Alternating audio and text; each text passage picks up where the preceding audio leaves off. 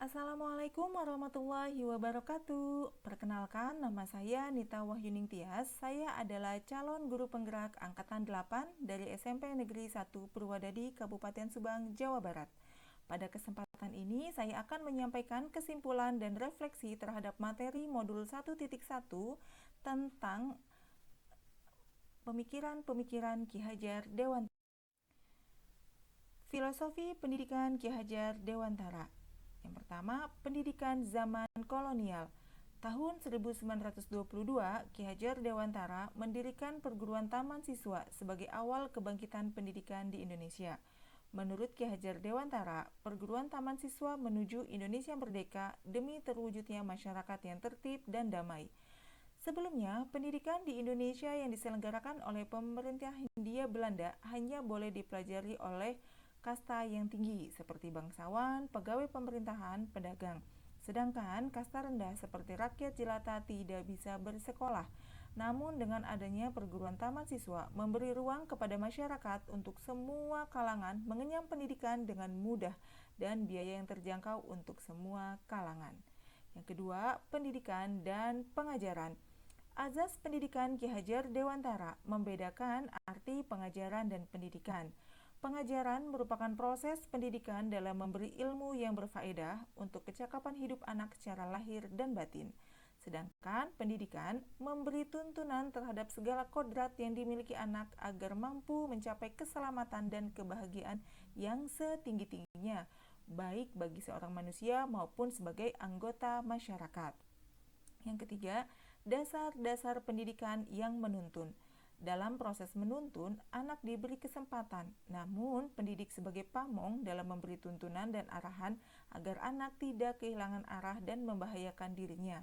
Seorang pamong dapat memberikan tuntunan agar anak dapat menemukan kemerdekaannya dalam belajar. Pendidik diharapkan mampu sebagai penuntun laku dan tumbuh kembang sang anak sesuai kodratnya, sehingga menuntun dalam arti memberikan stimulus yang baik untuk anak agar bisa mencapai tujuan dalam memaksimalkan potensi, bakat, dan minat yang dimilikinya. Yang keempat, kodrat alam dan zaman. Ki Hajar Dewantara mengingatkan pendidik bahwa pendidikan anak sejatinya menuntun anak mencapai kekuatan kodratnya sesuai dengan alam dan zaman. Bila melihat dari kodrat zaman, pendidikan saat ini menekankan pada kemampuan anak untuk memiliki keterampilan abad 21. Sedangkan dalam memaknai kodrat alam, maka konteks lokal sosial budaya murid di Indonesia tentu memiliki karakteristik yang berbeda. Dengan kata lain, generasi sekarang yang disebut juga generasi Z mampu tumbuh dengan baik, namun tidak tercabut dari akar kebudayaannya. Sebagai pendidik juga harus mampu mengajar dengan menggunakan teknologi untuk pemenuhan informasi yang berfaedah bagi anak, namun tetap mengontrol penerapannya sesuai dengan sosial budaya sekitar. Yang kelima, budi pekerti. Budi pekerti merupakan keselarasan, keseimbangan hidup antara cipta, rasa, karsa, dan karya. Keselarasan hidup anak dilatih melalui pemahaman kesadaran diri yang baik tentang kekuatan dirinya, kemudian dilatih mengelola diri agar mampu memiliki kesadaran sosial bahwa ia tidak hidup sendiri dalam relasi sosialnya, sehingga ketika membuat sebuah keputusan yang bertanggung jawab dalam kemerdekaan dirinya dan Selanjutnya, refleksi modul 1.1. Refleksi mandiri dalam kaitannya dengan pemikiran saya setelah memahami dan merefleksikan pemikiran dari Ki Hajar Dewantara. Ada beberapa hal yang menjadi poin pokok refleksi saya, diantaranya before, apa yang saya percaya tentang murid dan pembelajaran di kelas sebelum saya mempelajari modul 1.1. After, apa yang berubah dari pemikiran atau perilaku saya setelah mempelajari modul ini. Follow up, apa yang dapat segera saya terapkan lebih baik agar kelas saya mencerminkan pemikiran Ki Hajar Dewantara.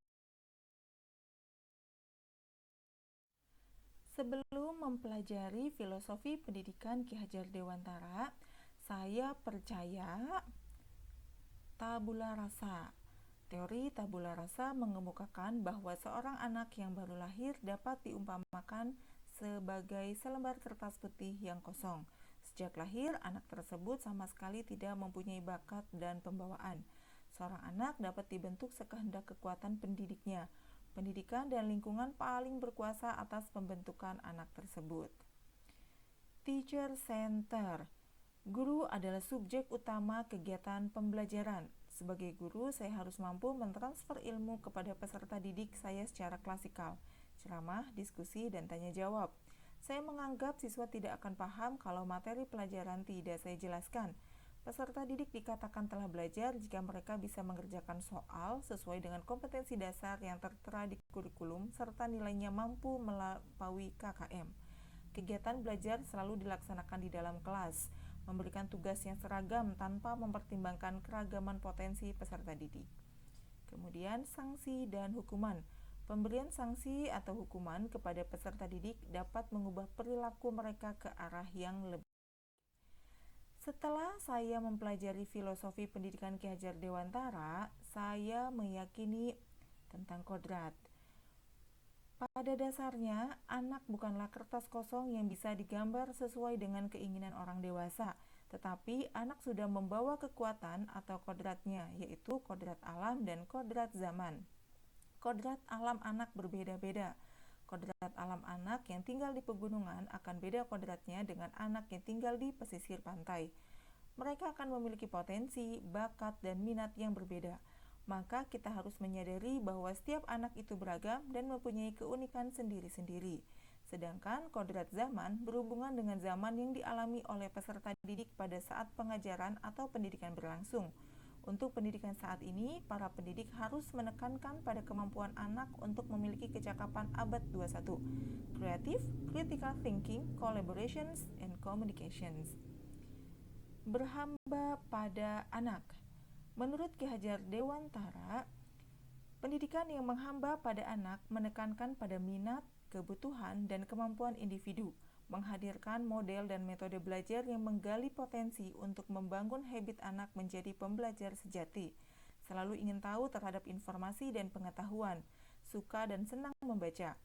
Pembelajaran yang seperti ini sekaligus dapat mengembangkan kualitas sumber daya manusia yang dibutuhkan di era mendatang, seperti kreativitas, inovatif, kepemimpinan, rasa percaya diri, kemandirian, kedisiplinan, kekritisan dalam berpikir, daya nalar yang tinggi, kemampuan berkomunikasi dan bekerja dalam tim, serta wawasan global untuk dapat selalu beradaptasi terhadap perubahan dan perkembangan.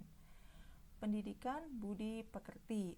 Menurut Ki Hajar Dewantara, budi pekerti adalah perpaduan harmonis antara pikiran, perasaan, dan kehendak atau kemauan sehingga menimbulkan tenaga atau semangat. Hal ini menjadi salah satu aspek penting yang harus diperhatikan dalam pelaksanaan pendidikan. Budi pekerti juga merupakan modal dasar kebahagiaan yang berperikemanusiaan. Budi pekerti merupakan kunci untuk mencapai keselarasan dan keseimbangan hidup. Karena itu, kita sebagai pendidik harus memberikan teladan yang baik dengan harapan siswa dapat meneladaninya demi membentuk karakter siswa, misalnya bersikap sopan dan ramah terhadap sesama, baik di lingkungan sekolah maupun di masyarakat. Setelah mempelajari filosofi pendidikan Ki Hajar Dewantara, saya akan dengan pengetahuan dan pengalaman baru yang saya miliki berdasarkan pemikiran Ki Hajar Dewantara, saya termotivasi dan terdorong untuk melakukan perubahan di kelas dan di sekolah dengan kekuatan diri yang saya miliki. Pertama, student center. Saya akan membuat pembelajaran agar berpusat pada siswa dengan langkah-langkah sebagai berikut. Di antaranya, yang pertama, menciptakan ruang kelas yang positif. Kedua, menjadi guru yang demokratis, memberikan ruang kepada siswa untuk berbicara dan guru pun harus berani mendengarkan. Suara atau pendapat dari siswa ini penting sehingga guru dapat tahu apa yang mereka inginkan. Nah, ketika siswa menjalani sesuatu dengan keinginan mereka, maka kelas berpusat pada siswa pun akan terbentuk. Yang ketiga, memberikan kesempatan kepada siswa untuk bereksplorasi. Bereksplorasi sendiri akan menjadi proses pembelajaran yang sangat penting, sebab di dalam proses tersebut siswa akan banyak berpikir secara mandiri, menemukan solusi dari masalah, bekerja sama dengan rekannya, serta melakukan sesuai dengan cara mereka masing-masing. Yang keempat, menumbuhkan jiwa kerjasama yang baik antara siswa, guru dapat membentuk kelompok murid atau model pembelajaran kooperatif. Di dalam kelompok tersebut, siswa dilatih untuk menyelesaikan masalah secara bersama-sama. Dengan kerjasama di dalam kelompok tersebut, siswa akan saling membantu, bukan saling menjatuhkan. Kontekstual. Pembelajaran kontekstual adalah model pembelajaran yang membantu guru untuk mengaitkan materi pelajaran dengan situasi yang ada di dunia nyata dan memotivasi siswanya untuk mencari tahu hubungan antara pengetahuan dan penerapannya. Pembelajaran kontekstual memungkinkan siswa untuk memperkuat dan menerapkan pengetahuannya di dunia nyata. Proses penekan pada pemikiran kritis, pengumpulan, penganalisaan, serta penafsiran informasi dari berbagai sumber dan pandangan. Jadi, pembelajaran tidak hanya fokus pada pemberian pengetahuan teoritis, tetapi juga proses keterlibatannya untuk menemukan materi serta menghubungkannya dengan situasi di kehidupan nyata. Yang ketiga, melatih budi pekerti. Saya sebagai guru, selain memberikan wejangan, harus bisa juga memberikan teladan yang baik. Jadi, anak tidak hanya melakukan apa yang saya katakan, tapi harapannya anak mampu meneladani perilaku-perilaku baik yang saya contohkan. Selain sebagai upaya memotivasi anak agar berbudi pekerti baik, ini juga bisa jadi tantangan untuk saya bagaimana caranya agar saya bisa konsisten memberikan keteladanan yang baik. Guru sebagai sosok yang digugu dan ditiru. Merancang program pembiasaan yang dapat menanamkan budi pekerti siswa menjadi lebih baik dan terbiasa melakukan hal-hal positif. Memberikan apresiasi positif kepada siswa yang telah berbuat baik adalah hal yang akan selalu saya lakukan. Ya, demikianlah presentasi yang dapat saya sampaikan tentang koneksi antar materi pada modul 1.1. Semoga bermanfaat dan bisa menginspirasi. Terima kasih.